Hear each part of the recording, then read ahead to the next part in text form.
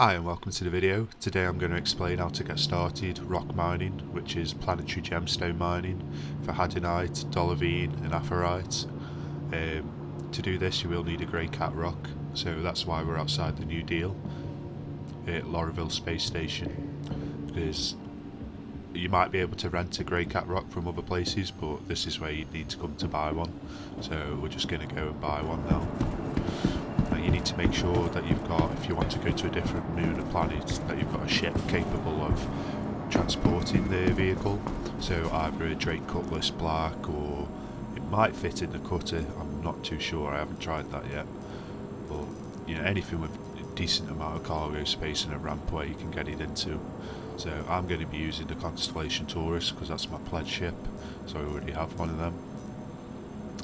You could use the Freelancer as well, that's a good ship for it. So yeah, we're just going to go and buy the Greycat rock now. There is another version, the DS version, but that is slightly bigger and you have to swap seats to use the mining laser and the extraction laser, because it is meant to be a two-person operated vehicle. Hell of a good decision. So we're just going to go for the normal version since that better suits our needs. So right, now we've got that, we can move on to the next step. So the next step, we're actually going to Everest Harbour because we need to buy some armour from there. In the cargo centre it'll have the Novikov armour, which we need for cold environments. And then hello, and thank you for contacting EDL Landing Assist. Here L2 to the refinery centre to buy the Pembroke armour, which we use for hot environments. I thought that this was a decent step to add into the video because without the armour you will die within 10 to 12 minutes on the moons normally without this armour. So we're in the cargo centre and you can see at the top it had the Novikov armour. I'm just checking to see if it's got the Pembroke armour here. I don't think it does. I'm pretty sure we have to go to a refinery to find the Pembroke armour. So quick search. No, it's not here. I've already bought the Novikov armour, so I won't need to buy it from here, but if you do need it, this is where to go.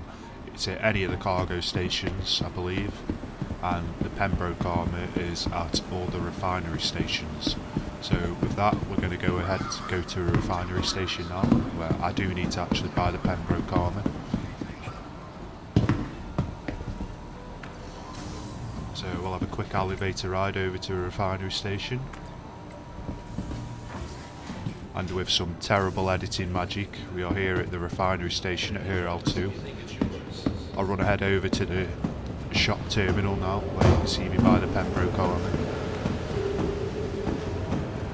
You can find the refinery centres at any Here L1, Here L2, L3 and 4 space stations. So there's the terminal we need to use, and in the search bar we're just going to type PE and it should come up with the Pembroke armour. Yeah, you see it on the second line, so we're going to quick buy them. This is the armour you need if you go into any extremely hot environments, it'll help keep you alive there. If you don't take this armour, normally you'll have 10 to 12 minutes of time before you have to go back onto the ship, so it just makes things a lot easier really for when you're mining. Yeah, so the Pembroke armour is for the hot places, and Novikov is for the extremely cold places. So as you can see now, we are above Hurston, and I'm just going to show you both armours in my inventory before we move on to the next step. With the next step actually being picking up a Greycat rock from a mining station. So we're already above Hurston and we're going to look for HDMS Edmund.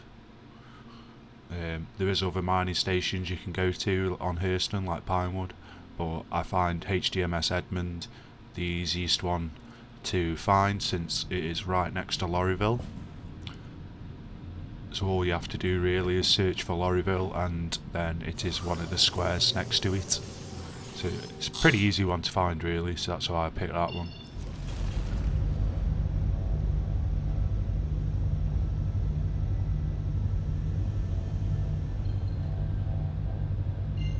And there we go, HDMS Edmund.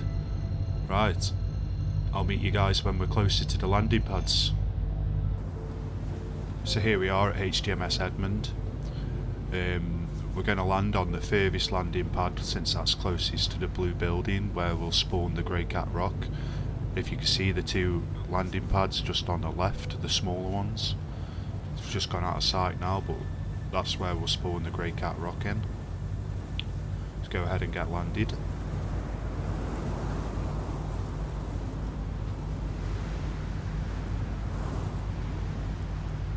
I like to leave little bits like this in the video I think it makes good cinematics, but I'm probably wrong.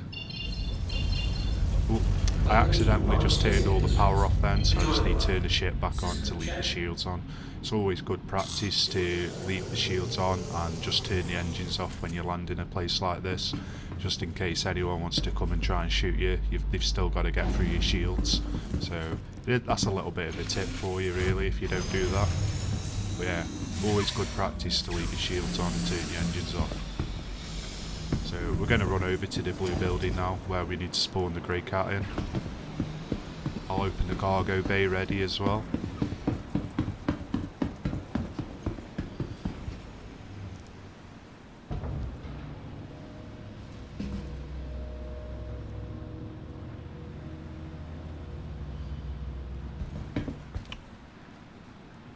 I should have bought 2 Greycats, and I could just keep one full of... Actually no, it doesn't matter since we can move the inventory over now. One is enough. So yeah, this is the blue building we need to go to.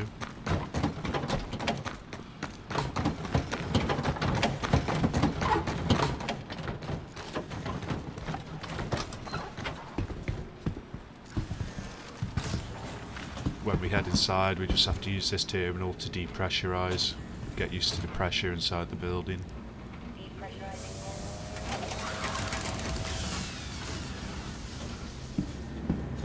Yeah, so we can see the 2 terminals on the left hand side. Nice ship there, little figurine. But yeah, welcome to the ASOP vehicle retrieval system. it's just like a normal ship terminal, but you can only get the smaller vehicles from these ones. Your insurance claim has been sent.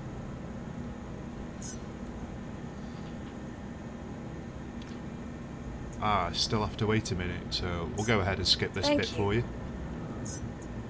Stop vehicle And retrieval with a minute system saved selected. there, we Your can go ahead vehicle has been delivered and to the spawn in the following Greycat location. rock. Please visit us again. And there we have it, on the landing pad. Is it a landing pad? No, it won't be a landing pad, will it? We'll just call it a spawn pad. We'll go outside and get a vehicle now. Oh, bit of wind knocked us back. Feisty. The controls for the vehicles pretty much similar to the ships. R to ready everything, I for engines, U to turn everything off.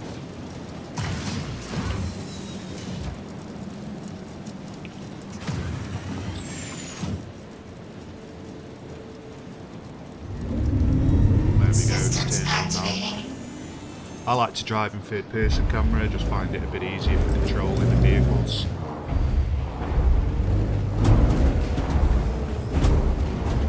Which I'm not very good at, as you can tell. Alright, straight up the ramp into the Taurus. Like a glove.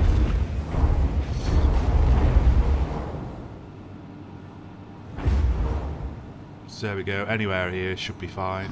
Turn the Greycat off now, we'll get out. So, if you just bear with me a minute, when I go upstairs into the cockpit, I'm going to try assign a button to open the ramp up and down without me leaving the pilot seat. I think that'll be easier for this ship, to be honest, when we do go out and find some gems. So yeah, let's head to the cockpit now, and I'll go through the options to where the keybind should be.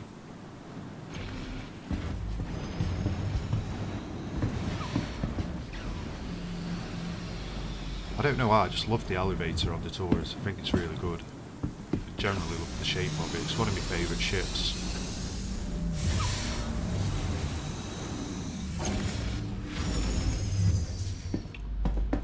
So yeah, we'll open up the options now.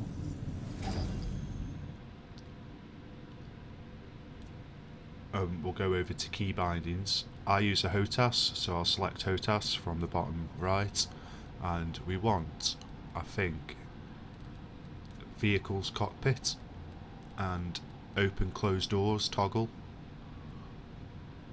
I think that's the right one for that. Might open all the doors, but I'm not sure if there's one just for the cargo bay. If there is, please let me know in the comments. And we're just going to check if this works now. So we need to sit down in the pilot seat obviously for it to work.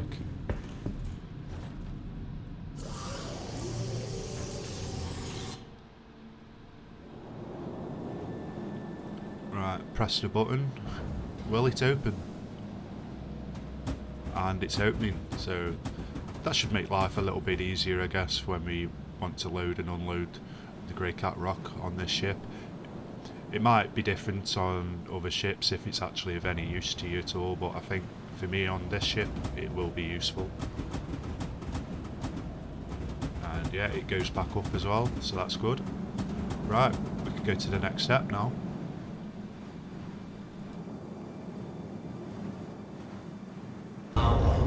So, we're here at a planet of choice, aerial. The first thing we're going to do, we're going to fly down. Normally I like to get between 1.5 to 2,000 meters above the surface. I find that's the best place to start scanning from. So, when you do scan, you'll see these little boxes come up. And see how that one's like 7,000 meters and the other one's 15 kilometers away. That's not what we're looking for. Anything which shows up within them ranges are going to be the big rocks that you need a prospector to mine for. So what we're looking for is when we get to the ideal height we want to be away from the surface, is we're going to set a speed to around about 300 meters per second, and then what happens is as we scan the boxes show up, and we're looking for any boxes that show up with a range of 4,500 meters or less. Anything which pops up as 4,500 meters or less as a new box will be the gems that we're looking for. So anything that pops up 4,500 meters or less, then we're going to investigate that spot. So as soon as one shows up, we'll go over to it. So we've got a 10,000 meter one over there, that's not what we want. I like to keep pressing the scan ping every 2 to 3 seconds really, especially flying over 300 meters per second. Right, so a box over there is just showing up at 4,500 meters and less now, because we got a bit closer. I know it'll definitely be gems, but it's just to show you guys what you're looking for. So let's get in closely now, and the gems won't show up till you're pretty close to them. There'll be another icon it changes to, like a little diamond. Can you see just at the top there? Now we've only found one in this spot, so it's not really worth getting out for. But we'll just get closer to see what it is. Had a night? Had a night. Right, scan again. Right, so can you see how that box has come up over there? 1,900 meters. That wasn't there before, so that's definitely going to be gems as well. And maybe that 3,500 meter one. And we'll just go over to this one, see what we've got. Oh wow, there's quite a few here. If they had a night, then this is pretty good. But what colour are they? Green? Dollarine. It's not the best ones to get out and mine, but you know, always worth mining. There's quite a lot of them there, so you'll get full quickly. And rock mining's got a lot better now since we can move all inventory. So you could fill up the rock, put it onto your ship, and then move all the inventory over to your ship and carry on mining. So that's always something good. So we're going to carry on now, scanning, see if we can find some better rocks to mine.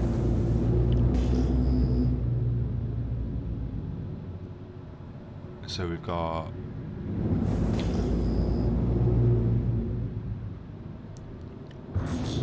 I'm going to investigate that one just on the right there. I think that's going to be some more gems.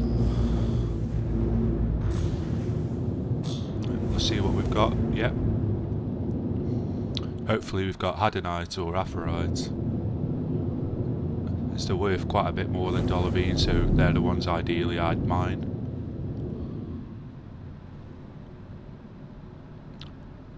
I think it's Aphrite. Can't really tell, but I'm going to get out and mine these ones.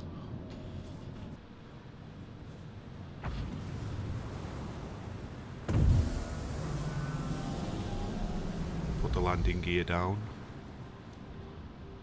And I can open the cargo bay from the pilot seat, which is always good.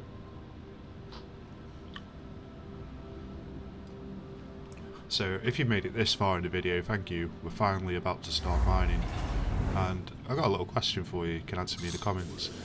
Do you prefer when I leave bits in like this showing actual gameplay, or would you rather me just cut and edit to what we're actually doing?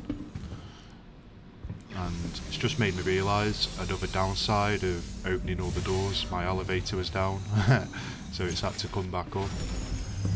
Right, there we go. I'm finally going down.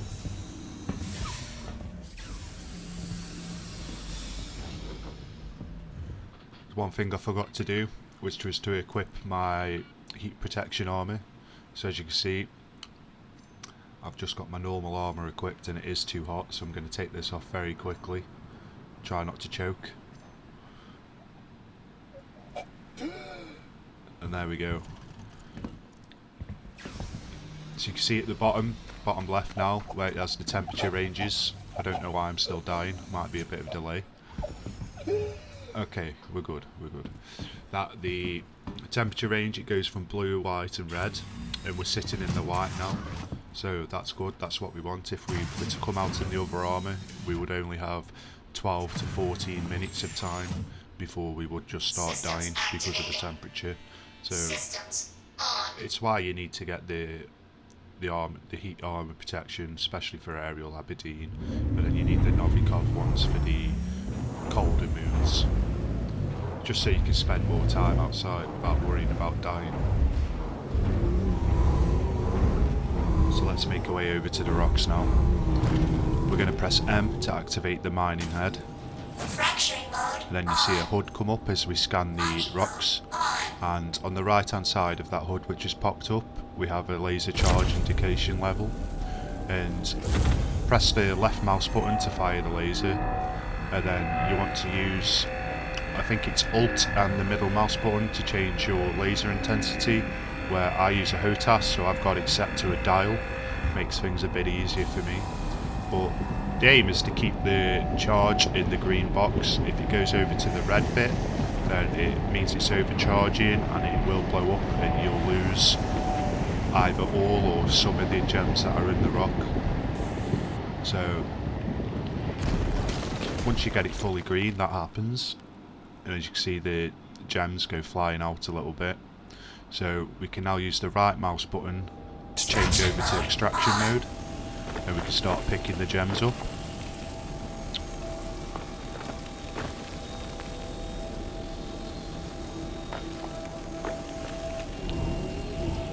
So these gems go straight into the Greycat Rock's inventory.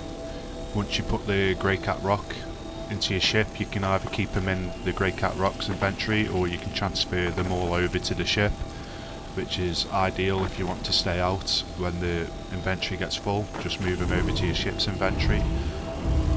They have added a move all button now, so that makes things a lot easier than dragging single rocks over. So now I'm going to go ahead and mine and fracture these 3 rocks before I pick them all up, because it does seem a bit quicker to me to mine the rocks first and then extract all the gems at the end in one go. So we're going to do that now. So have a little montage here of the rocks blowing up. And there we go, that's all 3 rocks blown up. We can start extracting everything now. And yeah, that's pretty much it for the video.